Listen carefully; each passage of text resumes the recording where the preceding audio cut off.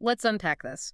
We've got a stack of source material right here, excerpts from a YouTube documentary taking a deep dive into the incredibly complex and disturbing story surrounding Sean Diddy Combs. When Diddy was arrested by Homeland Security back in September 2024, after what felt like just this relentless flood of lawsuits and accusations, honestly, for many of us watching, there wasn't a huge amount of surprise. Right. For years, if nothing else, he had often been perceived as, well, let's just say creepy. You didn't have to look too hard, really, to see that something felt a bit off. Mm-hmm. Maybe it was those, uncomfortable interactions with teenage artists like Justin Bieber or Usher early in their careers. Yeah, those clips definitely circulated. Or to the persistent rumors surrounding the mysterious deaths of Biggie Smalls and Tupac Shakur. Or just that undeniable, sometimes overwhelming thirst for attention. People had sort of known for years that the polished image, the generous, visionary executive he worked so hard to project, it wasn't quite the full picture. Right, there was the public face, but then there was this whispered, almost chilling reality lurking underneath. And it wasn't really until his arrest and the serious federal charges, things like racketeering and sex trafficking, that the sheer alleged scale and, well, the nature of what was potentially happening were truly revealed. And what our source material suggests is that this wasn't just about one person's disturbing behavior. It actually compares the level of alleged evil to figures like Jeffrey Epstein or Harvey Weinstein, suggesting this could potentially be like the leader of a sophisticated criminal operation hiding in plain sight within the entertainment world. So our mission in this deep dive, using the source material, is essentially to help you understand the most important nuggets of knowledge and insight. We want to explore Diddy's journey, from his early life and his really ambitious rise to massive power, right through the cascade of recent allegations in his arrest. Yeah, looking at the alleged patterns of behavior, trying to understand how he might have operated and, frankly, maintained that power for so long, and examining the deeply unsettling questions raised about his extensive network. We'll navigate all this information together, pulling out what the source material highlights as the surprising facts and helping you connect the dots without getting completely overwhelmed by, well, the sheer volume of it all. Let's jump in. Where does the source suggest we start? His early life? Yeah, to understand the complexity, our source material suggests starting right at the beginnings. Sean Combs, born January 1972 in Harlem, New York. And a really significant traumatic event happened incredibly early in his life. When he was just 2 years old, his father, Melvin Combs, was murdered. Wow, 2 years old. Yeah. Melvin was a 33-year-old retired military veteran who, according to the source, had turned to drug dealing to, make ends meet in the struggling New York of the early 70s. And he apparently had ties to Frank Lucas, that infamous New York drug lord. And the circumstances around Melvin's murder were murky, right? He was shot dead in his parked car. Exactly. His killer was never definitively found, but it wasn't considered, random. The source notes that Melvin had been arrested for drug trafficking a couple of years earlier, and some of his associates were raided and imprisoned shortly after that. Which led to rumors. Exactly. Rumors that he might have become an informant, possibly in exchange for immunity, because he was never arrested again himself. So our source points out it's entirely possible there was like a bounty on his head for potentially selling his own people up the river, though, again, nothing was ever definitively proven. And his mother, Janice, was left to raise him and his older sister alone. Yeah. The source describes her as a part-time model and a teacher, deeply concerned with protecting her children, especially Sean, from going down the same path as his father. She actually told Sean his dad died in a car accident, a difficult truth he wouldn't discover for almost 2 decades. And she moved them out of Harlem. She did. Took on this massive financial burden to move them to the neighboring city of Mount Vernon for what she hoped would be a fresh start. But they still face poverty. The source details how Janice worked, 3 jobs, and there were times she had to send the kids to stay with her sister in the Patterson housing projects in the South Bronx, the very kind of environment she tried so hard to escape. And this experience for young Sean Combs, according to our source material, was incredibly formative. It really shaped his lifelong ambition. Diddy himself is quoted from the source saying something like, "One day we woke up and there were 15 roaches on my face.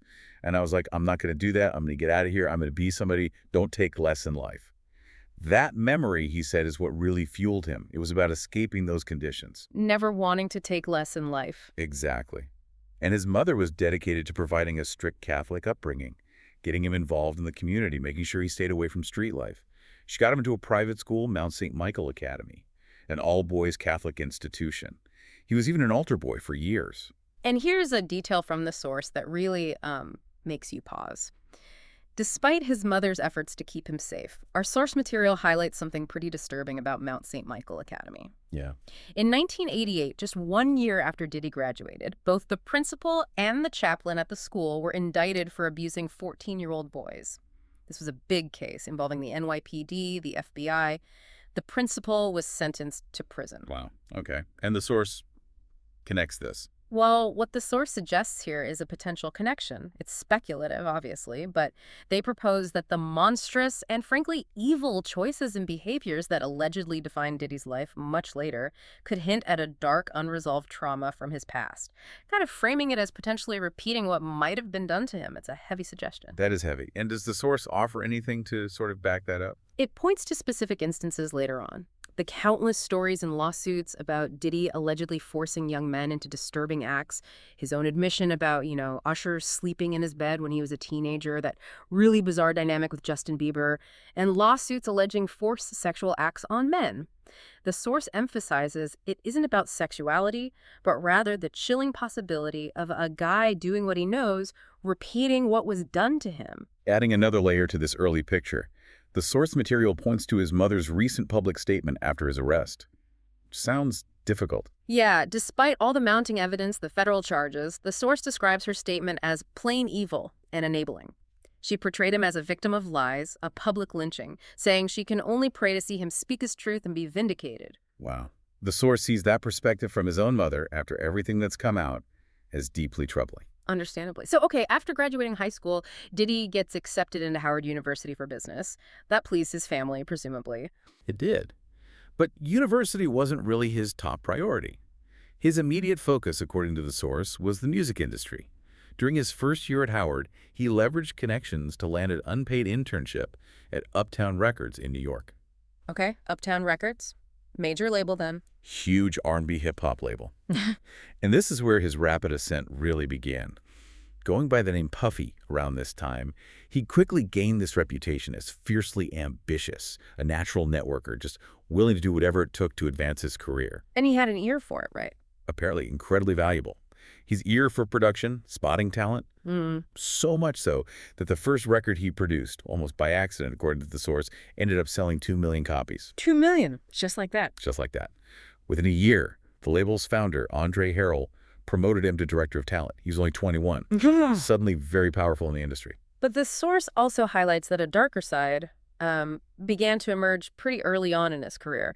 There was that significant incident, the City College Stampede in 1991. Right. Diddy co-hosted a charity basketball game at this small venue, and a crowd crush on the stairs tragically led to the deaths of 9 young people. Awful. Just devastating. And while crowd crush events can be, unpredictable, the source really points out that Diddy's handling in the aftermath significantly impacted his reputation.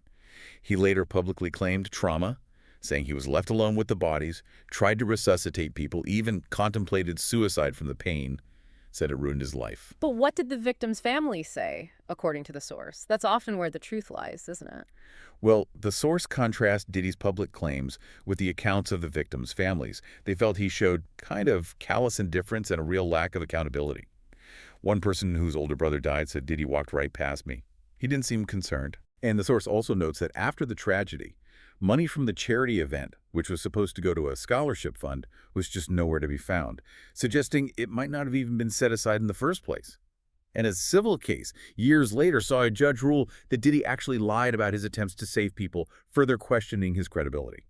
So, based on the source material, these early incidents, the Stampede aftermath, the questions around the charity money, they revealed something disturbing. It's framed not just as a guy in the wrong place, wrong time, but his actions feeling more like those of a trammer. Well, the source uses the term sociopathic narcissist, trying to paint himself as a victim when he was allegedly separating himself from the real situation. Yeah, and beyond the tragedies, Diddy was also known for his parties even back then. His daddy's house parties at Uptown became notorious, apparently attracting over 1,000 guests weekly. 1,000. Wow. The source describes them as these strategic networking events where he could spot talent, build his reputation, but they also had a darker side.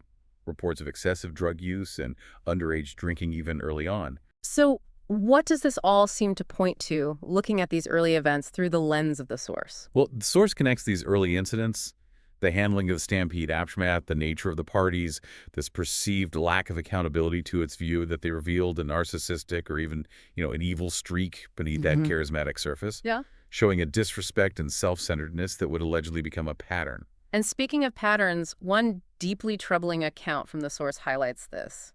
In 1991, the same year as the Stampede, 14-year-old Usher, Oh, right, the Usher story. who had just signed a record deal, was sent by his label executive, L.A. Reid, to live with the 25-year-old Diddy in New York for a year. A year, at 14. Yeah. And L.A. Reid is actually quoted in the source expressing discomfort about this arrangement. He said something like he was turning him over to the wildest party guy in the country at an age when I still needed his mother's permission.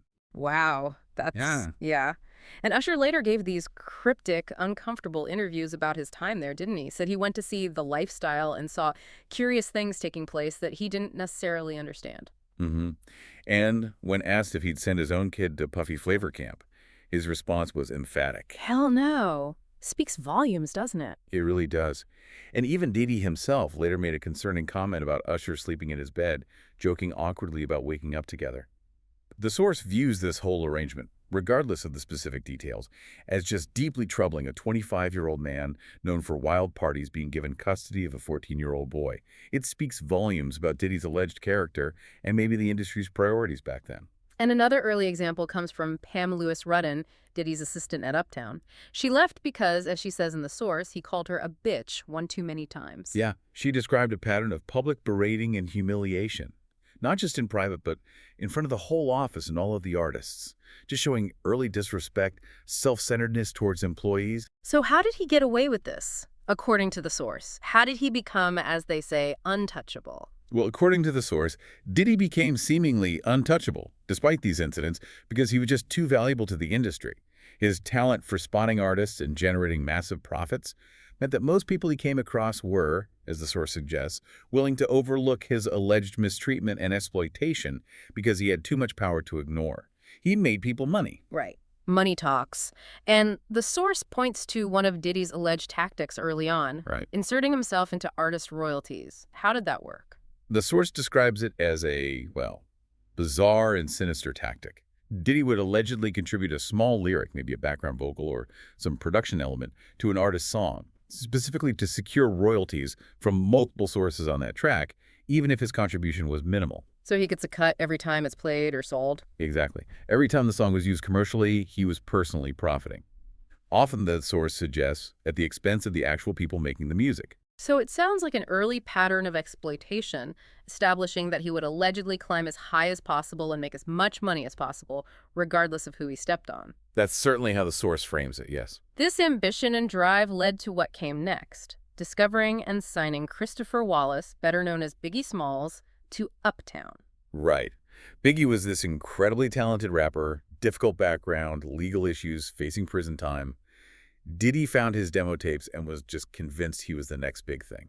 And Diddy's belief in Biggie actually led to him leaving Uptown. It did. The official reason he gave was not understanding politics and protocols, but the source suggests it was unofficially because the label didn't embrace Biggie's dark, raw music. It didn't fit Uptown's, vibe. So Diddy left, took Biggie with him, and started his own vendor, Bad Boy Records. And Biggie's debut album, Ready to Die, was a massive success, right? Oh, meteoric. Critical and commercial hit. Sold millions, Grammy nominations, established Biggie as a rap icon, the new king of New York. The source describes Diddy and Biggie as seemingly inseparable collaborators during that time, building something huge together. But the source also explores the complexity and maybe tension within their relationship as Biggie grew in stature. What did the source uncover there? Well, the source notes Biggie's alleged unhappiness with the financial split. Diddy owned 50% of the publishing rights on his artists. 50%. That's huge. It's massive. Publishing rights mean getting a share of the money every time a song is sold, streamed, played on the radio, used in a movie. Owning half of that is significant. The source also cites a photographer who worked with Bad Boy at the time, who said Biggie was absolutely about to leave Diddy. Then tragedy struck. March 1997, Biggie was murdered in cold blood in Los Angeles, right in the middle of that escalating East Coast-West Coast hip-hop rivalry. Yes, just months after Tupac Shakur's death. Biggie was right in the center of that tension, and his death was just a seismic event for the industry, for the culture. And here's where the source highlights Diddy's reaction as particularly controversial. Absolutely. The source details what felt less about genuine grief and more, they suggest, about self-promotion and capitalizing on the tragedy.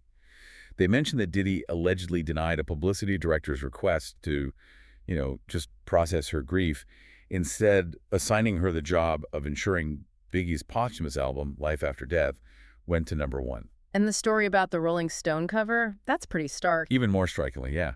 When offered a Rolling Stone cover opportunity shortly after Biggie's death, Diddy reportedly said, according to the source, "No, he's dead. I'm putting out my own debut album, No Way Out, and I need to be on the cover." And he landed that cover. Wow. The source includes a quote from Suge Knight that really emphasizes this perceived difference in how they handled loss. Suge said something like, "When Tupac passed, I didn't pick up a microphone. I picked up the pieces." It's presented as a really stark contrast, highlighting Diddy's perceived focus even in the immediate wake of tragedy. The source also discusses the lingering speculation, including accusations from figures like Eminem and Tupac's family, about Diddy's possible involvement in Biggie's murder. Which is incredibly difficult to prove, obviously, and hotly debated. But the source frames this speculation by suggesting a potential motive could have been preventing Biggie from leaving and taking his immense talent elsewhere. The source notes that the very fact that people find this theory believable is kind of reflective of the alleged character Diddy was already building in the public eye. So, putting this section together based on the source material, what does this era tell us? How does the source view it? The source suggests that in the wake of Biggie's murder, Diddy allegedly failed to protect his star artist and then appeared remarkably focused on self-interest and capitalizing on the tragedy, even in the wake of his closest collaborator's brutal death. Okay, so following Biggie's death, Diddy launched his own music career, right? His first album, No Way Out, came out just 4 months later, debuted at #1. It did. But the source describes his subsequent music career as largely unsuccessful critically, despite having commercial hits. Yeah, critics widely panned his rapping, and according to the source, it was pretty much an open secret. He relied heavily on ghostwriters from top artists like Jay-Z, Nas, J. Cole. Right. The source views this period not as a genuine artistic pursuit, but as another layer of his self-promotion and financial gain. Embodying a philosophy the source describes as selfish, narcissistic exploitation. Kind of using other artists' talent for his own benefit again. That's the suggestion, yeah. Similar, they suggest, to how he allegedly handled royalties. Meanwhile, Bad Boy Records itself began to decline around this time. It did. Key artists left or faced difficulties. May left to pursue Christianity. Shine went to prison. There wasn't much posthumous material from Biggie. The source states the label struggled financially, eventually couldn't even pay back a $50 million advance from its parent company. But despite the label's issues, Diddy's personal wealth and fame just kept growing. Exponentially. He built his fortune on those past catalog cuts.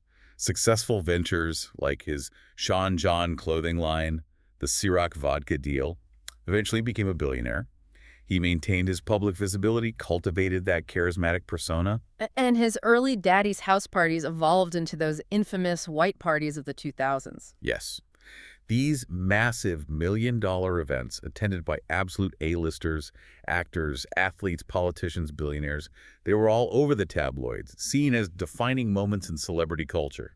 Places where, as the source puts it, if you weren't there, you weren't relevant. But years before the federal charges, the source notes rumors were already swirling that these glamorous events were maybe carefully orchestrated cover-ups for Diddy's alleged sinister, abusive lifestyle. And let's revisit that friendship with teenage Justin Bieber in the early 2010s, as highlighted in the source. Right. The source describes those interactions as ominous and strange, like Diddy allegedly feeding him drinks when he appeared blacked out or pressuring him about why he wasn't hanging out as much. And that clip from Jimmy Kimmel. Yeah, the He Knows Better clip, where Diddy responds to Bieber joking about not getting a promised Lamborghini by saying Bieber knows better than to be talking about the things he does with Big Brother Puff on national telly.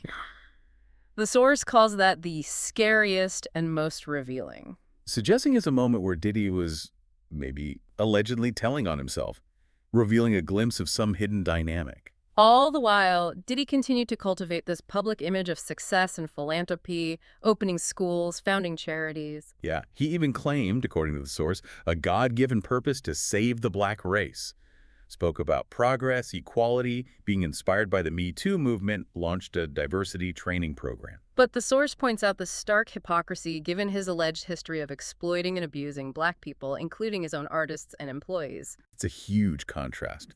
And despite receiving awards like the Global Icon Award at the VMAs, even the key to New York City shortly before his downfall, the source notes that Diddy's reputation was already growing stranger, more negative. The rumors and whispers about his behavior were, according to the source, starting to overpower that carefully curated narrative. And then, as the source puts it, it all just came crashing down, starting in November 2023 with Cassie Ventura's 35-page lawsuit. Right, Cassie, who dated Diddy for over a decade, filed this suit filled with horrifyingly specific accusations: abuse, violence, sex trafficking, forcing her into what the lawsuit terms freak-offs with male sex workers while he filmed, forced drug use, physical assaults, just awful stuff. The source calls this lawsuit the nail in the coffin, saying it instantly turned Diddy in the public eye from just a creepy uncle to a straight-up monster.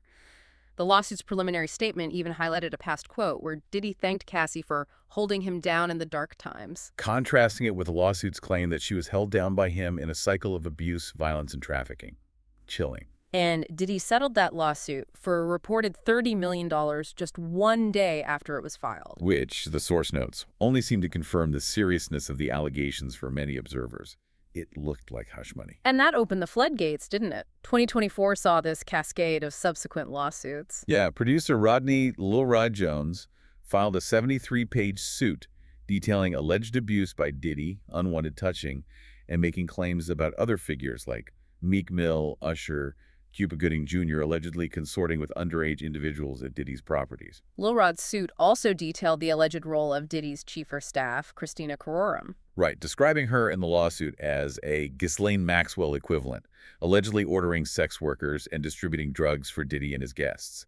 Then Dawn Richard, a former client from Danity Kane, also filed a lawsuit detailing alleged fear tactics and physical abuse from Diddy, dating back to his MTV show Making the Band days, claims he tried to punch her. The source notes that some lawsuits allege victims as young as 10. While acknowledging the question of fraudulent claims that can arise after a big settlement, the source highlights just as a sheer volume of these lawsuits and the history of the lawyer representing many victims, Tony Busby, who handled numerous claims against Deshaun Watson. Ultimately, though, the most important suit, according to the source, is the federal case, the United States of America versus Sean Combs. This led to the DHS raids in March 2024 on his homes in Miami and LA, where they reportedly found ghost guns and ammo, untraceable firearms. Exactly. And Diddy was stopped at an airport moments before boarding his private jet, sparking speculation he might have been trying to flee, although the source notes this remains unconfirmed. Then he was arrested in September 2024 on federal charges. What were they specifically? Racketeering conspiracy, which basically means running an illegal enterprise through a pattern of criminal acts, sex trafficking by force, and transportation to engage in prostitution. And the source emphasizes why the federal indictment is so significant. They say the feds never lose. Well, they only charge winning cases. Statistics show less than 1% of federal defendants are acquitted, and something like 90% plead guilty. The federal government is extremely thorough. They wouldn't risk falsely charging a high-profile celebrity unless they were very, very sure of their evidence, which, according to the source, makes a conviction seem highly likely. And how did Diddy react to all this, the allegations, the federal charges, based on the source? According to the source, his strategy was just one of complete denial. He and his team denied everything, called victims liars seeking money, even as the evidence mounted. The source views this as a massive misplay, proof of narcissism, especially after that CNN video emerged showing Diddy physically assaulting Cassie Ventura, visual proof contradicting his denials. Right. And the source also includes details about Diddy's alleged witness tampering, trying to bribe a victim before his arrest. Yeah, allegedly offering to pay a victim's rent if she would publicly support him. This alleged behavior, which prosecutors say is confirmed by recorded calls they have, was cited as a key reason he was denied bail. He's considered a danger to the community and potential witnesses. So, looking at this unraveling, what does it all mean according to the source material? What's the takeaway? The source really highlights the stark contrast between the savvy businessman, the charismatic entertainer façade Diddy cultivated for decades, and his alleged, ultimately stupid denial strategy against overwhelming evidence. This stance left him abandoned by pretty much all public figures, and now awaiting trial in federal jail, considered a flight risk and a danger. Now that Diddy is behind bars awaiting trial, the source feels the mystery isn't entirely over. The focus shifts to his network and, as the source puts it, the deafening silence from his many high-profile friends after his arrest. Yeah, think of figures like Oprah, Ellen, Jay-Z, LeBron James, the Kardashians, Yeah, countless other A-listers often seen with him. They said basically nothing publicly. it's noticeable, isn't it? Very. The source's perspective is that Diddy was immensely popular, incredibly well-connected. So the complete lack of anyone defending him or even commenting is extremely telling. It suggests a system where perhaps image and wealth are valued over morality, and the consequences of association with him now are just too great for many to risk. And what does the source explore as possible reasons for this widespread silence? Fear. That's one possibility. Fear of Diddy revealing damaging information. There are rumors, mentioned in the source, that he kept meticulous records, maybe even video recordings of events at his parties. One source suggested he has enough dirt to hang half of Hollywood. Wow. There's also the fear of damaging their own carefully curated public image and brand, or simply prioritizing money and brand protection over speaking out against alleged injustice. The source even includes something they call the dark forest hypothesis analogy from the celebrity world. What's that? Yeah, the source suggests this is the idea that in the face of potential scandal, silence might stem from a fear of mutual destruction. If anyone starts talking about what they saw or knew, it could potentially expose others who were also involved, or maybe complicit, creating a kind of standoff where everyone stays quiet to protect themselves. That's a bleak thought. The source also mentions other figures Diddy was associated with early in his career, like Clive Davis, L.A. Reid, Andre Harrell, raising questions about potential problematic behavior or funding that might have enabled Diddy's rise. Right, though noting these are harder to prove now, especially with some figures being elderly or having passed away. And the source highlights specific associations they question more recently. Yeah, Meek Mill, who vehemently denied involvement after strange interactions were publicized in a lawsuit. The Kardashian family, who attended his parties, including one where attendees were allegedly naked. And Oprah Winfrey, noted for attending Diddy's parties and also having had that notable close relationship with Harvey Weinstein. And it's important to reiterate, as the source does, that association doesn't prove participation, obviously. Absolutely not.